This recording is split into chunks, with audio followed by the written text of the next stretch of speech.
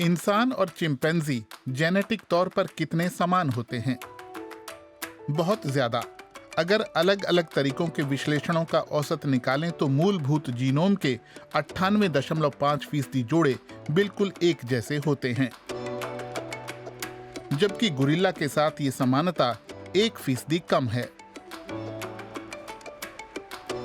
Orangutan इस family tree से पहले ही निकल गया। इसके बावजूद ये अब भी आनुवंशिक रूप से 97% इंसान जैसा है।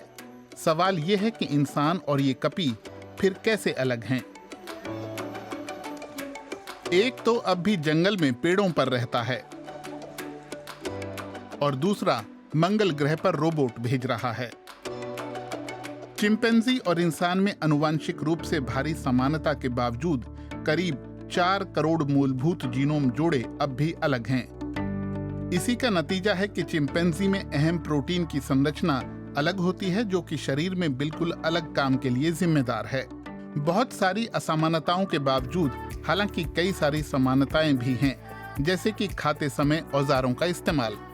उदाहरण के लिए चिंपैंजी स्वादिष्ट चींटियों के लिए छोटी टहनियों का इस्तेमाल करते हैं। चिंपैंजी में भावनाएं भी होती हैं।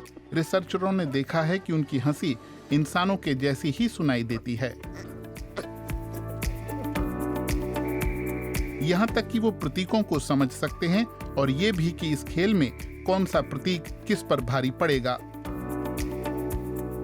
बावजूद इसके कोई चिंपैंजी कंप्यूटर बनाने में सफल नहीं हो सका। हालांकि कई इंसान भी ये काम नहीं कर सकते।